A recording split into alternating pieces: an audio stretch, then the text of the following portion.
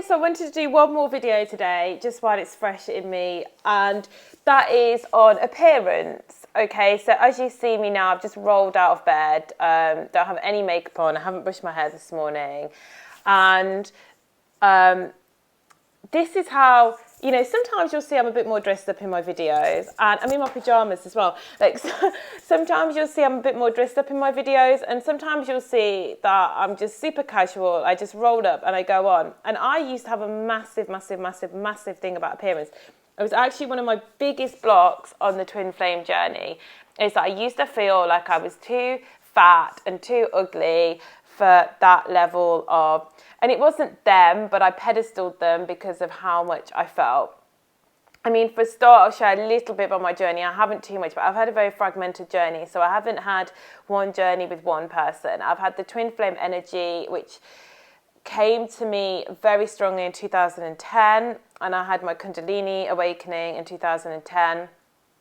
And although I did meet connections before, I wasn't awoken to the what I call the twin flame energy until 2010, and I've been on the journey since then. So I do have a fragmented journey. I believe some people go through the whole thing just with the one, and I believe some people's are fragmented down into a few souls, but you will still end up in 0 point. You will still end up in physical union with one connection. So anyway, appearance, I have had this as my major issue, especially with strong karmic situations. I have put on a pedestal and have felt like I am not worthy, and I am not skinny enough, and I am not pretty enough, and I'm not young enough. Now, I know that people are going to look at this and they're going to be bigger than me, or they're going to be older than me, or they're going to think they're not as attractive as me, or whatever, but it's a very mental thing. It's not here to say, oh, I feel like this to make somebody else feel small. I'm just being really honest and truthful, because people think that, you know, people will always used to say to me when I was in my 20s, you know, like, how do you not feel beautiful? Like, oh, how do you think I feel then? And I didn't really try not to talk about it too much, because I know people had that kind of reaction, but it's like my experience was just as real as anybody's experience, because we're all divinely perfect, right? But we all have trouble believing that. And I think the big problem is when we're thrown in front of one of these really strong soul connections or twin flames, it's just like, it's not even them. It's not that we're putting them on the pedestal. It's that we're putting that depth and intensity of love, and we're like not feeling worthy of it. We just think, how can I be worthy of that level of love? And we start to find ways to pick ourselves apart, and everybody's way is different. Mine just so happened to be around my physical appearance, and I think a lot of that stemmed from my family upbringing. And it's not that my dad meant to do this, but I think because he couldn't really express, like, I never heard the words like "you're beautiful" or things like that, you know, I never heard that. And my dad always pushed me to do a lot better as well, like wanted me to do better at things, or didn't really understand my artistic flair. So I very much picked it up with my photography as well, which has been my career. But before I did photography, well, alongside, so I started doing photography, and then whilst I was building my book up, I did some modelling and promotions work, which is completely around your look. So you get this very, very mixed, messed up head about things, because on the one hand, you know you're attractive because you're being paid just for your looks, but then on the other hand, because everything's so about looks, then you constantly pick yourself apart. And I mean, it was really bad. Like, I could look in the mirror and cry at myself.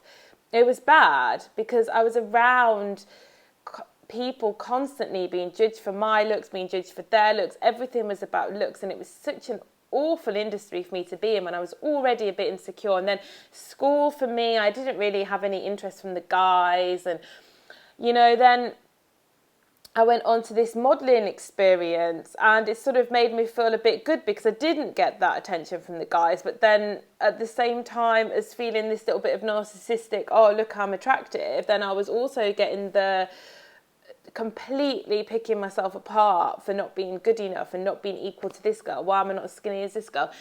And it's such basic, awful 3D stuff. You know, it's even embarrassing to say that I spent so much time thinking about that stuff, but I did, you know, and I went from one different diet to another different diet to a different method of working. You know, it was consuming, and I literally, like, intimacy was a problem for me because I felt so afraid of, I also had massive rejection wounds as well, but the rejection wounds were based very much around my looks. Like, I never thought, oh, someone's left because I'm not smart enough, I'm not funny enough. Like, I actually never gave a crap about that. I always just felt like, oh, I wasn't pretty enough. And it was something that really dogged me for a long time. And I used to always have to go out looking really dressy. I always had my high heels on. And, you know, it was really obvious. If ever I went out looking really how I considered awful, I would always get lots of genuine male attention. But I was like, no, I want to continue looking how I want to look. I'm not going to dress just for men. I want to look how I want to look. And that was dressy. And I did like being dressy. I liked wearing heels every day. I liked doing my hair. I liked wearing makeup every day. And that was just who I was, you know, but deep down there was an insecurity there. There was a need for validation. There was a need to be looked at. There was a need to be recognised. There was a need to feel attractive. And it all came from a really, really deep insecurity. So, of course, I couldn't find my union because I was hiding behind a mask. And that's the thing, is you just have to get really, really real with yourself. Like, I hate picking anyone out from the crowd, but I've seen a few videos on Twin Flames where, like, they've got a filter so the face is blurry, or no one in particular. I haven't watched any for a long time, but when I did used to watch some, I did used to see there was like certain things where I felt, and I'm not judging because I still do stuff myself, but I've started to get more and more real and be okay with that. Like, I still like to put makeup on sometimes, but I'm here. I feel okay sitting in front of you guys today in my pajamas with no makeup on, and I haven't brushed my hair, and that's fine. And I can also be fine sat here with makeup on and having made an effort, but my energy is different. I don't need it. And it wasn't necessary that it even made me look better. I actually now like myself without makeup. I actually think I probably look better without makeup, or certainly without a lot of makeup. But it was like a need. It was like I had to put my mask on, or I had to put my special outfit on, or not since I've been doing these videos, but in the past, that is how it was. You know, if I got to meet with my connection, then that would be it. You know, I'd have to make sure I had the whole day to prep it and to... I'm not even the kind of girl that ever took a long time to get ready, but it's like I needed to prepare myself mentally, and I needed to know that I could look good. And the thing is, this is all actually quite repellent to your real connection, because it's you that's attractive to them, not the not the ego, not the masks, not the things that you put on. It's you. It's like your core. You as a person, you with your silly little expressions that you make, you with your characteristics, you know. And we really, really, really, really have to embrace this. That's what we do, is we just feel really unworthy. Then we give all of our power away to other women, and then they go and date other women. And I'm not saying that's my experience, but, you know, that's one of the experiences. Or we just simply repel them and they run, and everything breaks down. And all this stuff comes because we just don't fully, wholly love ourselves. And not everybody does that by going out and putting on a mask, but it has become a big thing that we do. So we filter our faces. We always have to dress up in like a, you know, this is my sexy outfit, or this is going to pull the guys, or this is going to be what attracts my twin flame. And, you know, I couldn't see him unless I looked perfect, kind of thing. And not everybody has that thing, but I definitely had that thing. So I just want to put this out there, that it's such an important part of the journey to learn to be okay with who you are. Totally raw. And that's why I do my videos totally raw, because I felt really guided to do that. And I know that means that sometimes like like a lot in the middle of them, and I have to think about what I'm saying. But I don't come here with a plan. I just have a topic that comes to me that I feel I should talk about. Sometimes I have some notes on my phone, and then I just sit here and I do the video. And if I'm not dressed for it and I feel the thing to get up and go for it, then I'll still do it anyway. And I do that because I want to show that it's okay to just be who you are, like to be real, to be like totally candid, to be in your truth. This whole journey is about being in your truth, you know? And I did a video about that on, you know, the one that, if you're the one that's expressed your full truth, then you're the one that's actually in the power seat, because then you can sit back and you're like, well, I've handed it over now.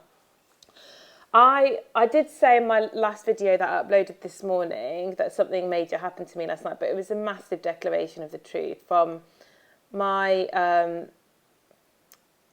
like, I don't like talking about my own stuff on here, because I always think, until, you know, things can change so quickly on this journey. One week you're like this, and then the next week something else happening. But as I said, I've had a very fragmented journey. And I haven't experienced it with one sort of twin flame-esque connection. I've done the journey through different fragments of the soul. And I heard from like of my very, very, very first childhood, like strong connection. And just a massive outpouring of truth, of love, of everything. It wasn't the way I was expecting my journey to go. I was expecting something totally different, someone totally different. And I don't know at this point. I just knew that it was coming closer. I knew it. I could feel it in every part of me. And I knew November was going to be huge for a lot of people. And, you know, I at this point have let go of, I have had such a confusing journey with fragments of the soul. But I've been on the twin flame journey nonetheless with the rest of you, and going through the same shifts. You know, everyone's journey, like I see it so much. Oh, well, they're not real twin flames because they've changed their person, or because they're this, or because they're this. Well, no, everybody has a completely unique path to their own self, to their soul. Some people's is more fragmented than others, you know. I totally know when I got activated to the twin flame journey, and I know what I've been working through, and I know how I feel about what's coming. And if someone wants to think, well, because she's not had one person since the dawn of time, then, and she's experienced this journey through a number of fragmented souls, and she's not a twin flame, that's fine, then, you know, this isn't the video for you. But that is my experience. So I, even now, like, you know, I'm just feeling this was such a surprise for me. But at the end of the day, I'm not attached to the physical body. I'm attached to the energy that I've been riding the wave of since 2010 with the rest of you that joined me in either that year, before or after. And I've been experiencing strong emotions and intense connections. And,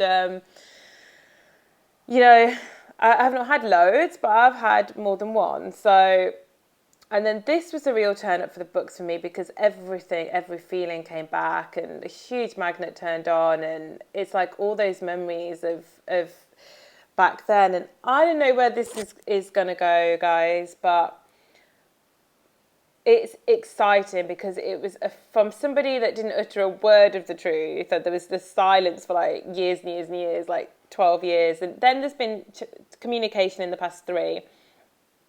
To have like a full declaration like that of everything, and we saw exactly how we mirrored. It was literally like, oh my God, but I thought you thought that, but we both thought exactly the same. The whole reason everything broke down was because we both thought exactly the same. And it was so interesting, because it really just highlighted everything that we've been talking about, really. And yeah, so that's my experience, as much as I can sort of reveal right now. And I will reveal more down the line, but I need to get more stable in something first, because in the past sort of 6 months for me, I've had a couple of experiences that have felt like this is it for me, and then it hasn't been. So yeah, I will keep you updated.